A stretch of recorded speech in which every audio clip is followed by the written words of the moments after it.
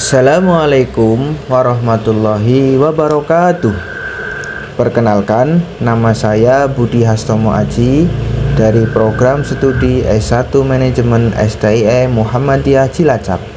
Di sini saya akan mempresentasikan materi tentang pajak penghasilan atau PPH dari mata kuliah perpajakan.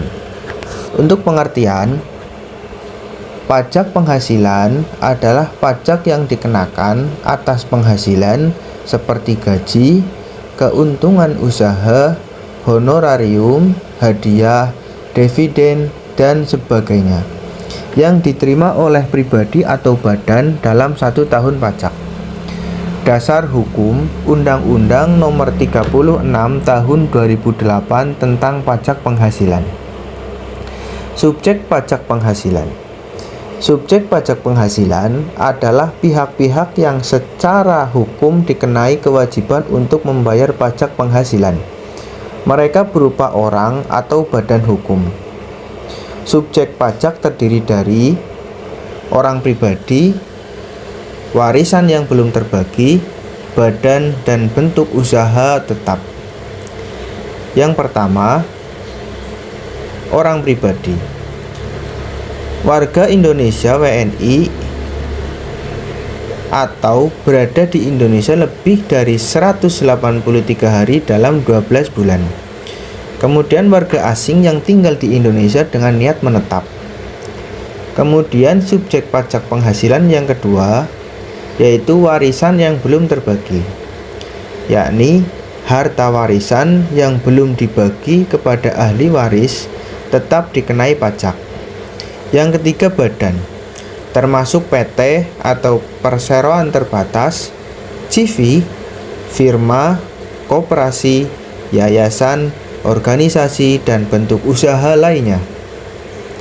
Dan yang keempat, bentuk usaha tetap atau BUT. Usaha tetap milik orang pribadi atau badan luar negeri yang beroperasi di Indonesia, misalnya kantor cabang, agen, atau proyek konstruksi. Kemudian objek pajak penghasilan. Objek pajak penghasilan adalah segala sesuatu yang menjadi sumber dikenakannya pajak penghasilan. Secara umum, yang termasuk objek PPH adalah: yang pertama, penghasilan dari usaha atau pekerjaan bebas, gaji, upah atau honorarium. Yang ketiga, hadiah dan penghargaan. Kemudian dan yang keempat, sewa dan penghasilan lain terkait penggunaan harta. Kemudian jenis-jenis pajak penghasilan. Pajak penghasilan atau PPH pasal 21. Pajak atas penghasilan berupa gaji, upah honorarium, tunjangan, dan pembayaran lain sehubungan dengan pekerjaan yang diterima karyawan atau individu. Kemudian yang kedua, PPH pasal 22. Pajak atas kegiatan perdagangan barang tertentu termasuk impor dan ekspor yang dipungut oleh pihak tertentu seperti bank, bendahara pemerintah, dan badan usaha. Kemudian yang ketiga, PPH pasal 23. Pajak asal penghasilan berupa dividen, bunga, royalti, sewa, jasa, dan hadiah yang diterima wajib pajak dalam negeri. Kemudian yang keempat, PPH pasal 24. Pengaturan tentang pengkreditan pajak yang dibayar di luar negeri untuk menghindari pajak berganda internasional. Kemudian PPH pasal 25. Angsuran pembayaran pajak bulanan berdasarkan jumlah pajak yang harus dibayar dalam SPT tahunan. Pajak atas penghasilan yang diperoleh wajib pajak luar negeri di Indonesia seperti dividen, bunga, royalti, dan sewa. Kemudian pajak pasal 29, kekurangan pembayaran pajak berdasarkan perhitungan akhir dalam SPT tahunan. Dan yang terakhir, PPh final. Penghasilan tertentu dikenai tarif final. Pajak yang dikenakan secara final atau tidak dapat dikreditkan atas penghasilan tertentu, misalnya jasa konstruksi. Penghasilan UMKM 0,5 dari omset. Pengalihan hak atas tanah dan bangunan. Tarif pajak penghasilan. Berdasarkan Undang-Undang Harmonisasi Peraturan Perpajakan UU HPP nomor 7 tahun 2021, tarif PPh untuk wajib pajak orang pribadi bersifat progresif sesuai dengan lapisan penghasilan kena pajak. Orang pribadi yang memiliki penghasilan 0 sampai 60 juta memiliki tarif pajak 5%. Kemudian 60 juta sampai 250 juta kena tarif pajak 15%.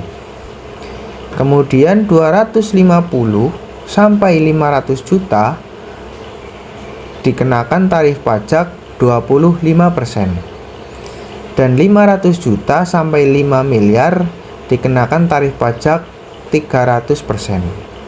Di atas 5 miliar dikenakan pajak 35%. Kemudian badan tarif umum dikenakan pajak 22% untuk UMKM atau usaha mikro kecil menengah dengan omset kurang dari 4,8 miliar, maka dikenakan pajak 0,5% dari omset. Kewajiban wajib pajak. Yang pertama, mendaftar NPWP. Mendaftarkan diri ke kantor pajak untuk mendapatkan nomor pokok wajib pajak. Yang kedua, membayar pajak. Membayar pajak sesuai jumlah yang terutang, baik sendiri maupun lewat pemotongan pihak lain. Yang ketiga, melaporkan SPT. Mengisi dan menyerahkan surat pemberitahuan pajak tahunan atau bulanan. Yang keempat, memotong atau memungut pajak. Wajib memotong atau memungut pajak saat membayar pajak, khusus untuk badan atau usaha. Yang kelima, menyimpan bukti pajak. Menyimpan bukti pajak, pembayaran dan dokumen perpajakan untuk pemeriksaan. Yang keenam, mematuhi aturan pajak. Artinya, membayar dan melaporkan pajak tepat waktu serta menghindari pelanggaran. Sanksi pelanggaran pajak. Ada beberapa sanksi yang akan diterapkan apabila tidak melaksanakan pajak sesuai dengan ketentuan yang ada. Yang pertama yaitu sanksi administrasi, bisa berupa denda karena keterlambatan mendaftar NPWP, terlambat menyampaikan SPT, atau kesalahan dalam pengisian pajak akan dikenakan denda. Contoh, terlambat lapor SPT tahunan orang pribadi, maka akan dikenakan denda 100.000. Kemudian, terlambat lapor SPT tahunan badan, maka akan dikenakan denda 1 juta rupiah. Kemudian bunga. Jika terlambat membayar pajak, akan dikenai bunga per bulan atas pajak yang belum dibayar. Kenaikan. Dalam beberapa kasus tertentu, jika ditemukan kekurangan bayar dari pemeriksaan pajak, dikenai tambahan sebesar 50 sampai 100% dari pajak yang kurang dibayar. Kemudian sanksi pidana. Pidana penjara. Wajib pajak dengan sengaja tidak mendaftar, tidak membayar, atau memalsukan laporan pajak bisa dijatuhi pidana 6 bulan sampai 6 tahun. Denda pidana. Selain hukuman penjara, pelanggar bisa dikenakan denda 2 kali sampai 4 kali jumlah pajak yang kurang dibayar. Contoh, pelanggaran yang dikenai sanksi: tidak mendaftarkan MPWP padahal sudah wajib, tidak menyampaikan SPT atau menyampaikannya tidak benar, sengaja tidak membayar pajak atau mengurangi jumlah pajak terutang, kemudian membuat faktur pajak fiktif. Terima kasih atas perhatiannya dari saya. Itu yang bisa saya sampaikan. Bila banyak kekurangan, saya mohon maaf yang sebesar-besarnya. Mudah-mudahan bermanfaat bagi saya dan bagi kita semua. Terima kasih dari saya. Assalamualaikum warahmatullahi wabarakatuh.